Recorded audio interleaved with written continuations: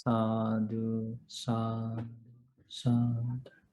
Namo tassa bhagavato arahato samma sambuddhassa.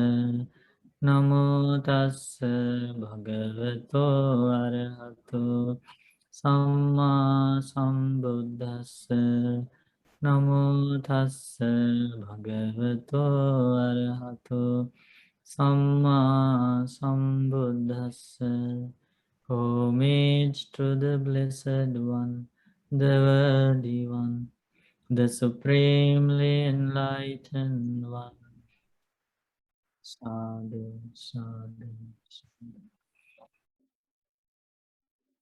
Again, I pay homage to the fully enlightened Buddha. Sadhu, sadhu. I pay homage to my teacher, Lukuswami. Sadhu, sadhu.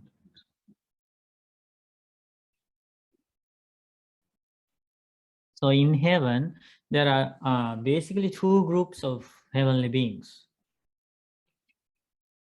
Some heavenly beings have been born there, gods and goddesses, as a result of holding the mundane right view or worldly right view. When they were in the human world, they were holding mundane right view, which consisted of believing in rebirth, believing in good and bad karma, believing in good worlds, bad worlds, and especially believing in the karma, having some faith in karma, that if you do something good, the result is happy. If you do something bad, the result is painful. And with that, the foundation, they have practiced generosity, precepts to some extent. And as a result of that, they have been born as gods and goddesses. They are not necessarily the followers of the Buddha, and they even didn't know anything about the Buddha and the Buddha's teachings. So there are those beings among gods and goddesses. So they are still very fortunate because they were not they didn't go to a bad world. They didn't take rebirth in hell, animal world, and ghost world, where many human beings are reborn after death. So they are fortunate, but it's temporary, because they didn't get the opportunity to hold the noble right view, Arya or Sammaditthi. They didn't have that opportunity because they didn't come across the teachings of a fully enlightened Buddha, unfortunately. So there is some fortune, but there is also misfortune. So they are also in the gods, among gods and goddesses. And so that's the first category. And the other category is the gods and goddesses who are disciples of the Buddha. Some of them were in the human world when the Buddha was in the human world. So they practiced the teachings of the Buddha, holding mundane right view and supramundane right view, the noble right view, not understanding the Four Noble Truths. Or maybe sometimes they attain the first stage of enlightenment, second stage of enlightenment, and like that. They have attained higher stages of understanding of the truth of life. So they are also in heaven among gods and goddesses, like the human world.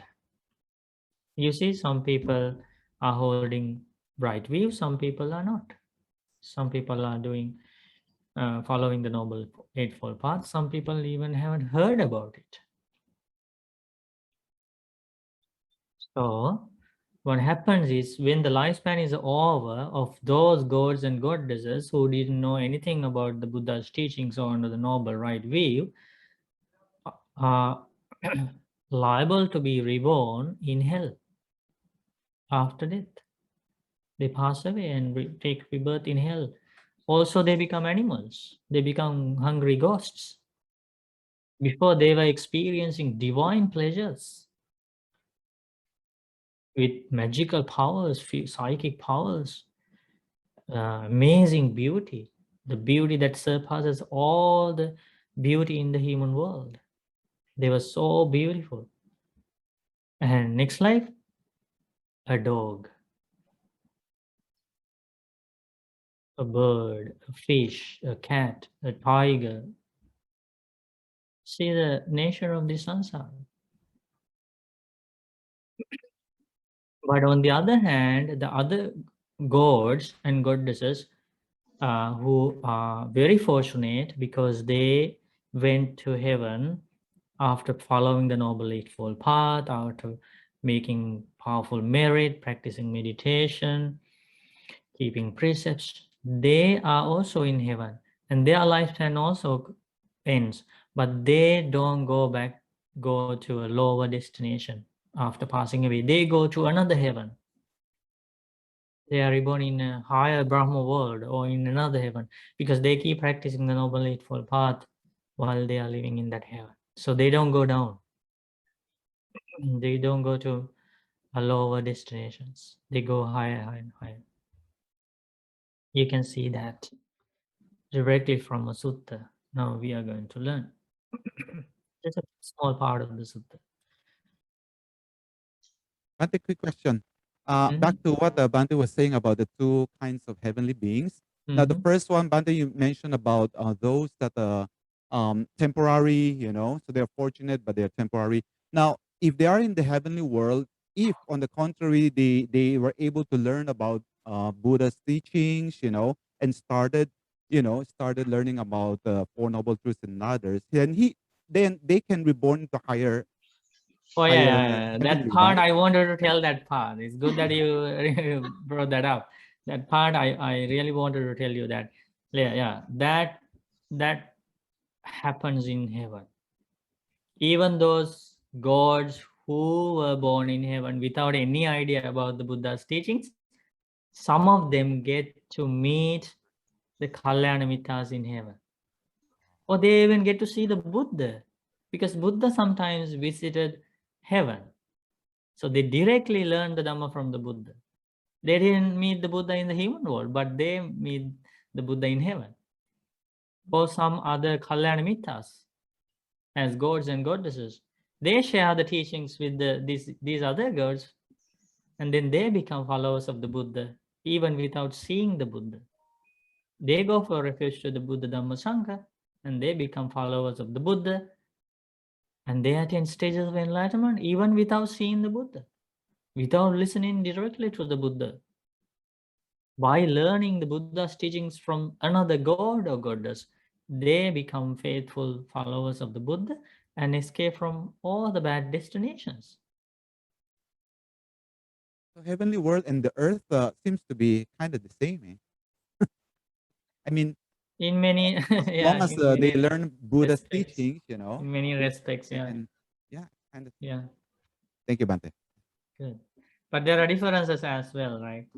No need to put gas, no mortgage problems. No need to eat as well. Huh? No need to eat. No cooking problems.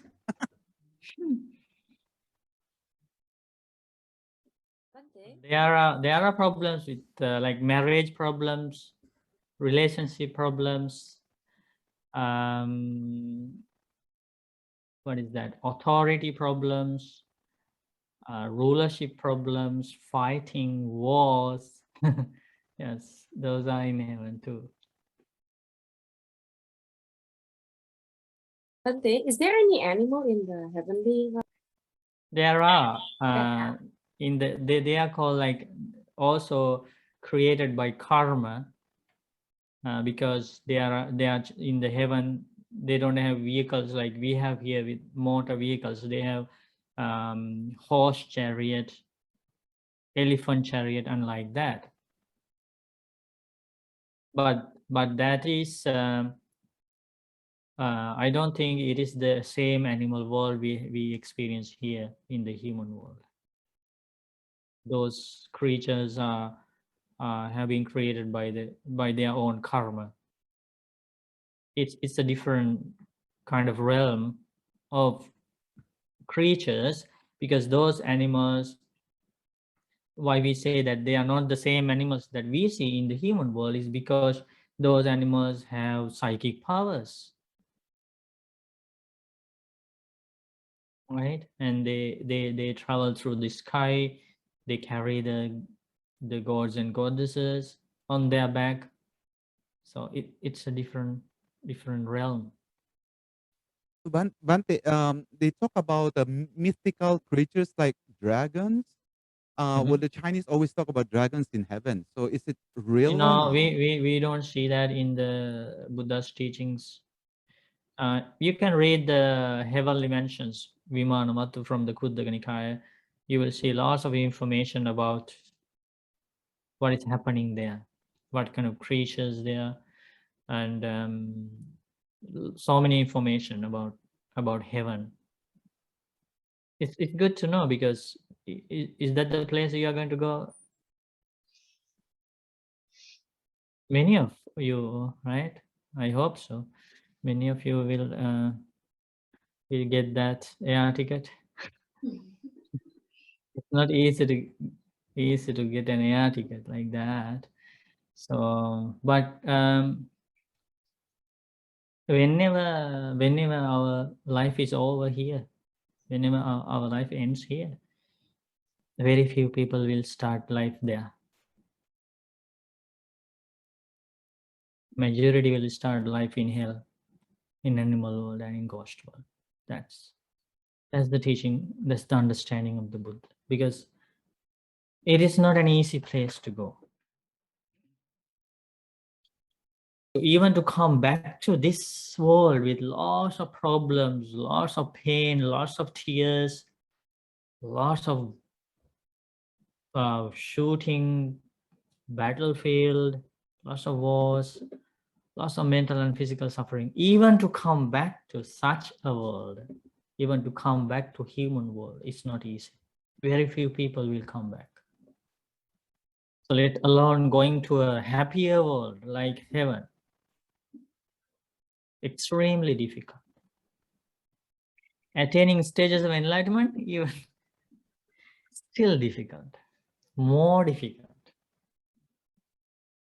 because to come back to human world, we need lots of things. We need to develop lots of good qualities in our life, such as generosity, volunteering, giving and sharing, precepts, right view, kindness, compassion, forgiveness, patience, loving kindness, so many good qualities to come back to human world. You can see how many will come if you think about what's going on in the world.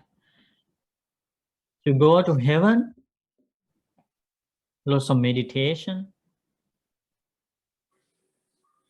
right? Taking care of parents, respecting each other, husbands and wives, being loyal to husband, loyal to wife, keeping precepts, practicing lots of generosity, practicing higher precepts, purifying the mind to a greater extent to go to heaven. To attain stages of enlightenment, even harder. We had to do so many good things. Yes, But Ray. Bhante, for ourselves, that we're here as a human world, so we must have already in our other world or in other lives done these things. And I just think for us to be able to be so fortunate to hear karma and the Buddha's words, we must be sort of following the right way towards wherever we're going. Yeah, that's a big truth of that. We all need a huge good karma to come across these teachings, because these teachings definitely guide us in the right direction. These teachings you can see very clearly if you see with open eyes, and you can see clearly like these teachings take us in a great direction, giving so many opportunities to develop noble qualities, and these teachings never harm us. You cannot mention even a single thing that harms you by following these teachings. What does Buddha teach all the time?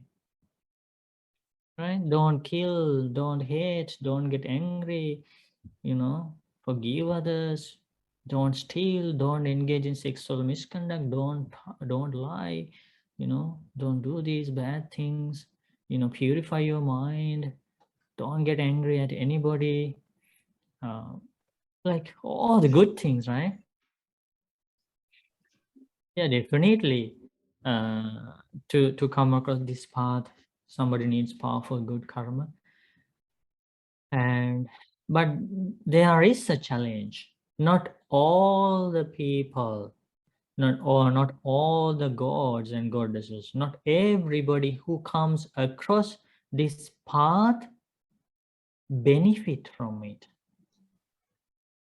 or create the safe future for them by using these teachings. Some people who even were sitting close to the Buddha, some monks, some nuns who were sitting in front of the Buddha are now in hell. Now in hell. Who listen to the teachings directly from the mouth of the Buddha. Who were walking behind liberated monks and nuns are now in hell. They didn't Like practice. Devadatta, Kokalika, and so many other monks and some lay people. So of course, somebody needs a powerful good karma to come across these teachings, and also needs lots of wisdom to secure all these beautiful opportunities until the end of this life, at least, without making big damages to our path. Now you are going to learn about a group of very fortunate people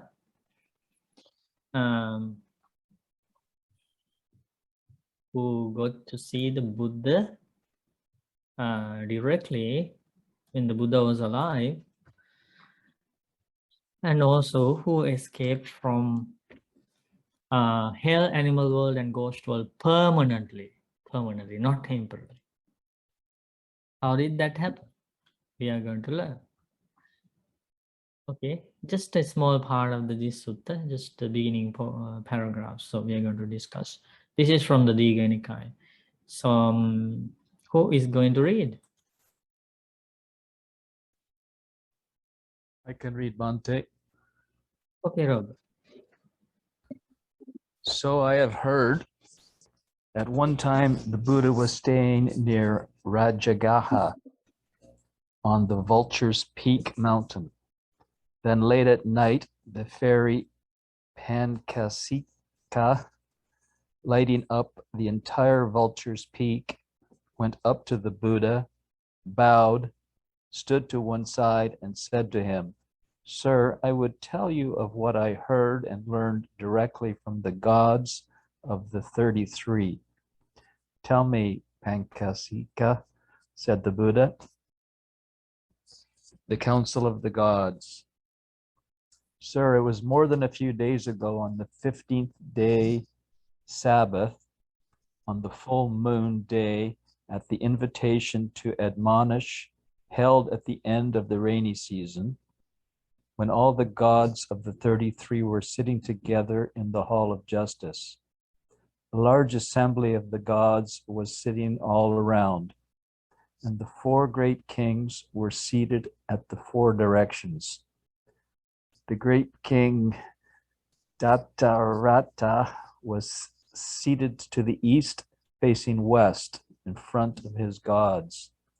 The great king Vuruhaka was seated to the south, facing north, in front of his gods. The great king Vurupaka was seated to the west, facing east, in front of his gods. The great king Vesavana was seated to the north, facing south, in front of his gods. When the gods of 33 have a gathering like this is how they are seated. After that comes our seats. Sir, those gods had been recently reborn in the company of the 33 after leading the spiritual life under the Buddha, outshined the other gods in beauty and glory. The gods of the 33 became uplifted and overjoyed at that, full of rapture and happiness, saying, "The heavenly hosts swell, while the demon hosts dwindle." Seeing the joy of those gods, Sakka, Lord of gods, celebrated with these verses. The gods rejoice, the 33 with their Lord, revering the realized one and the natural excellence of the teaching. And seeing the new gods, so beautiful and glorious, who have come here after leading the spiritual life under the Buddha, they outshine the others in beauty, glory, and lifespan. Here are the distinguished disciples of He whose wisdom is vast. Seeing this, they delight the 33 with their Lord, revering the realized one and the natural excellence of the teaching. Sadhu, sadhu. We rejoice in your reading, Rob. So here you can see how the gods come with their retinue, the god King Datharata, Virulhaka, Virupaka, Vesavana, the four great kings of the gods from the Tavatins, Chatu Maharajika heaven, and also the god Sakka with their his retinue from the Tavatins heaven. And this is how they are seated, and you can see those gods who had been recently reborn. That means the gods who learned Dhamma from the Buddha and his disciples. Still, the Buddha is alive at that time, but they passed away for some reason before the Buddha passed away, and now have reborn among the Tavatins gods and goddesses. And what is the difference between them and the heavenly beings who are already in that heaven? Now these recently reborn gods they outshine other gods in beauty and glory. So they are more beautiful, more powerful, more psychic powers, right? What is the reason? Because they earned more good karma than those gods who were already there, because they were practicing the spiritual path.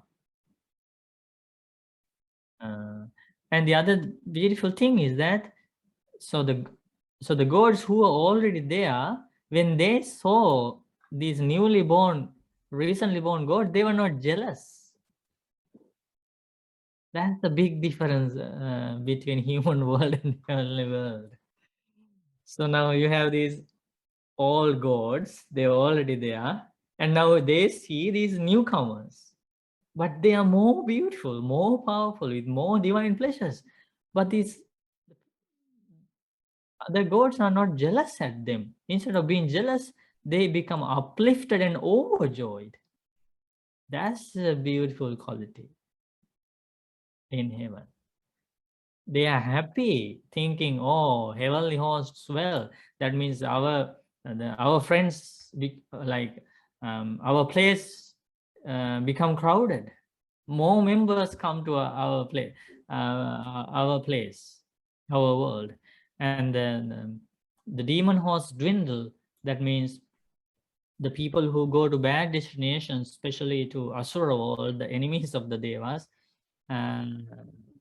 they have less members, right? So that's how they are so happy.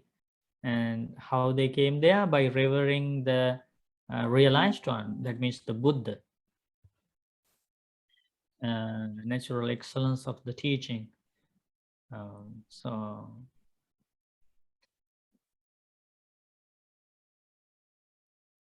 And then see what happens.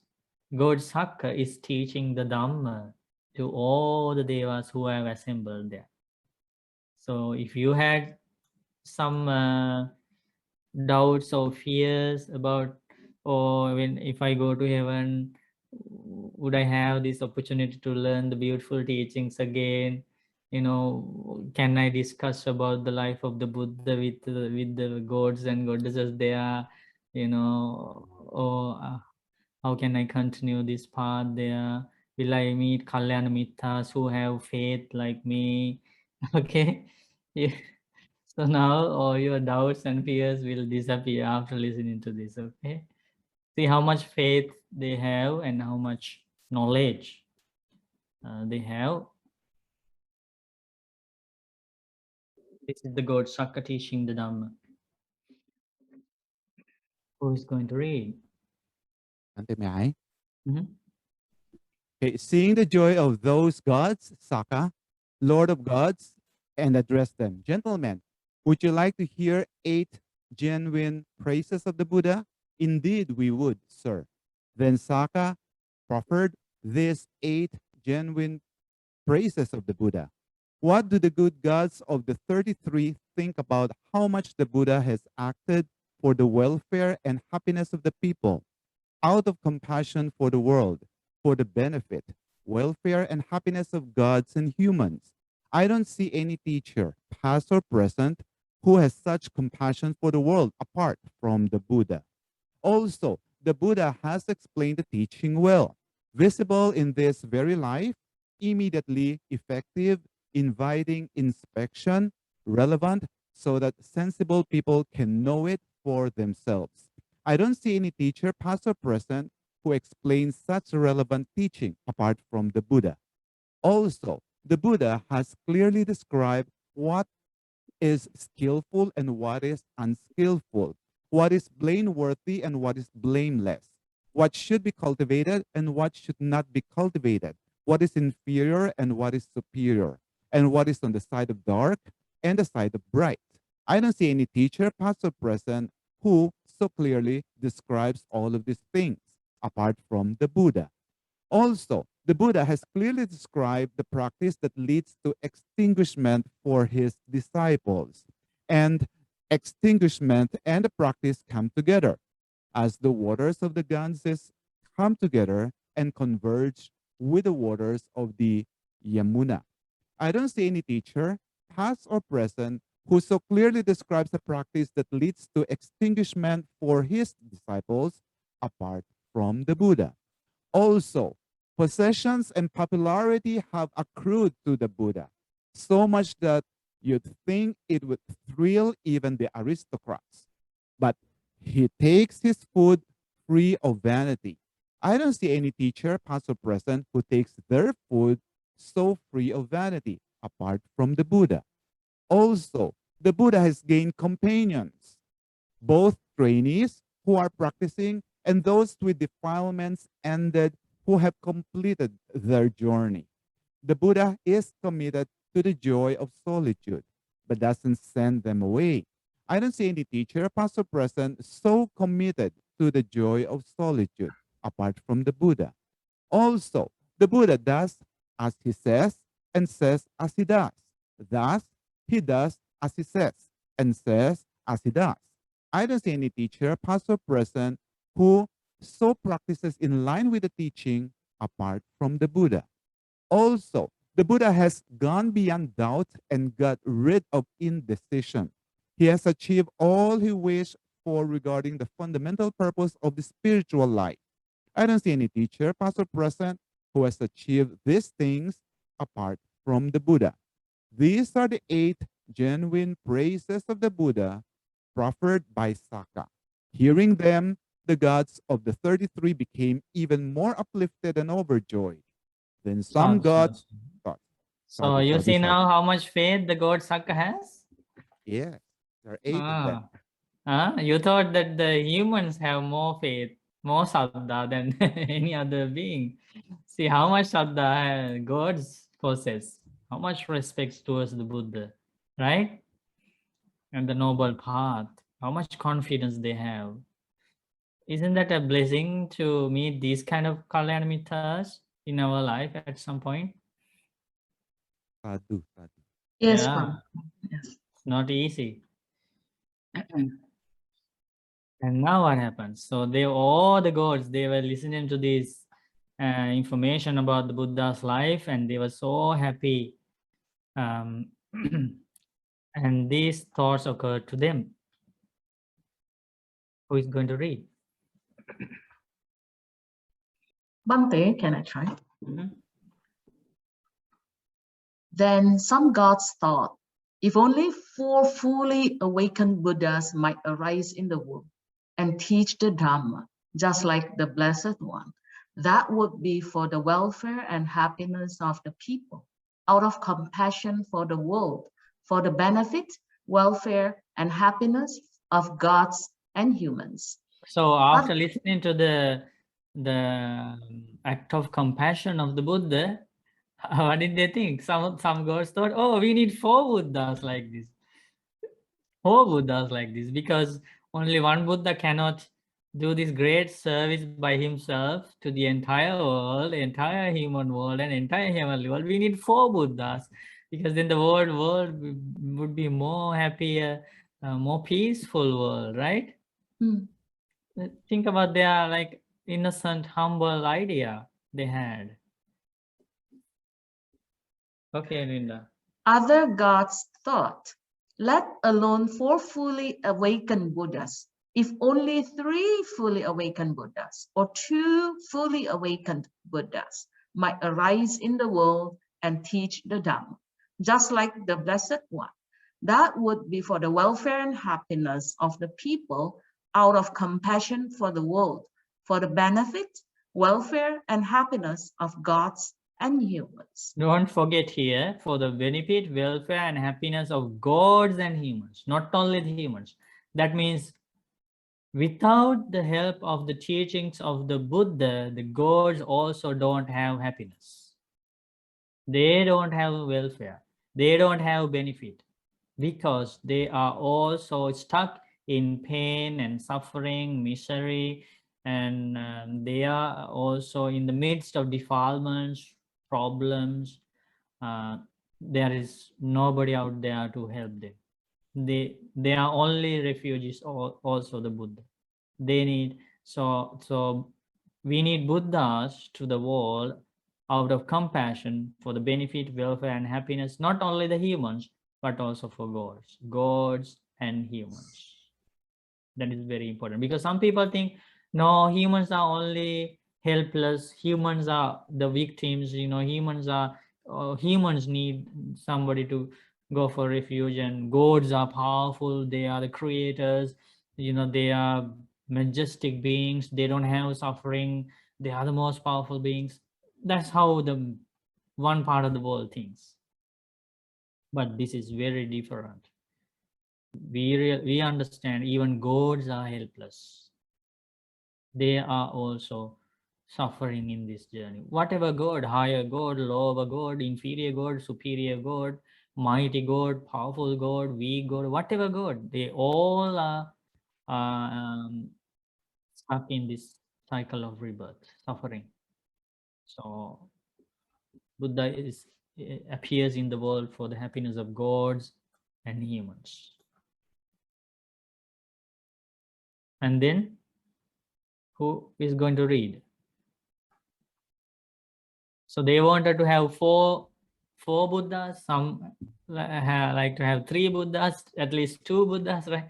So what is the reply of God Sakka? Bhante, I could read. I can, Gita. Okay, thanks, Bhante. Okay, when they said this, Saka said, it's impossible, gentlemen, for 2 perfect ones, fully awakened Buddhas to arise in the same solar system at the same time. May the Blessed One be healthy and well and remain with us for a long time.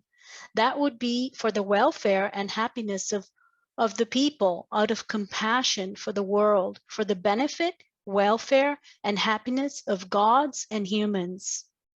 Sadhu. Thank you, Bhante. Thank you. God Sakka knew, right?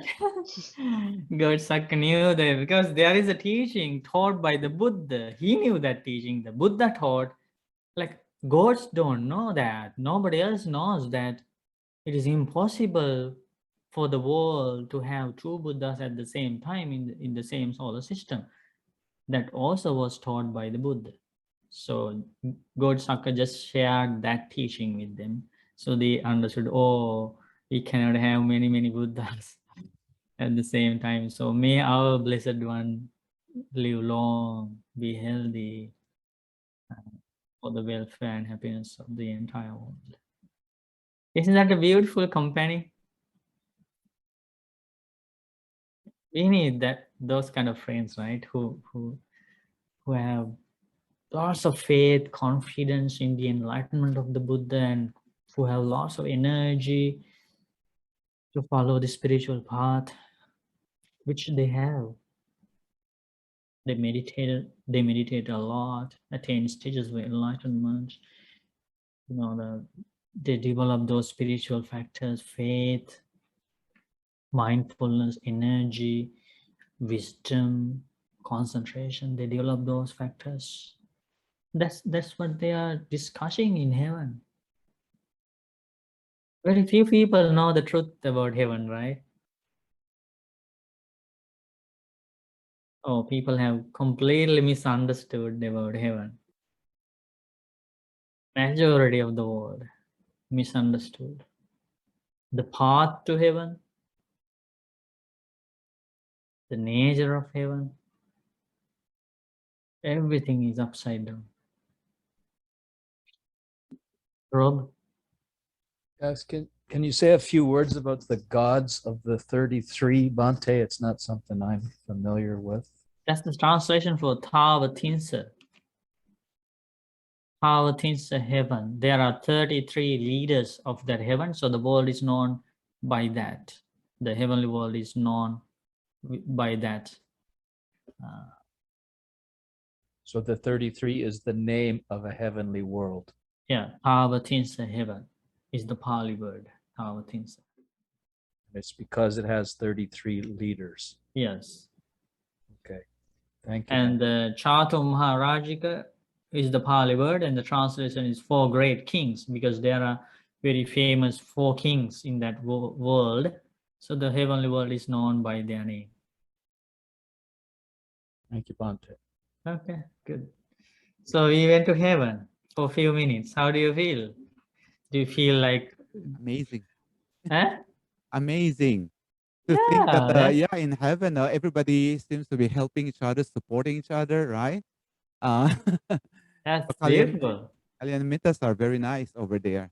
Yeah. Yeah. So and Banda, you mentioned that they Okay, don't so after no listening jealousy. about a happier, uh, beautiful destination, like, okay, tell me now what is in your mind?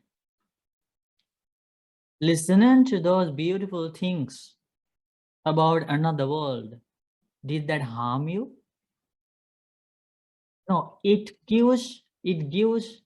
encourages more and more to do good things, because oh, it's difficult to go to such a place if I don't abandon my bad habits, if I cultivate more good qualities, I will miss it.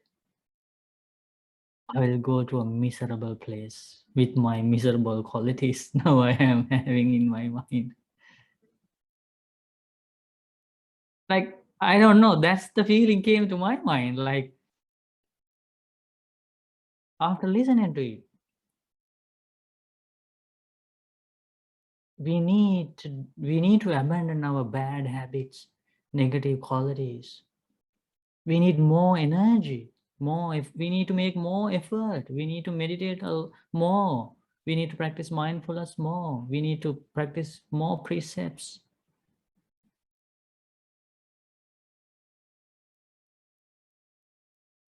Right?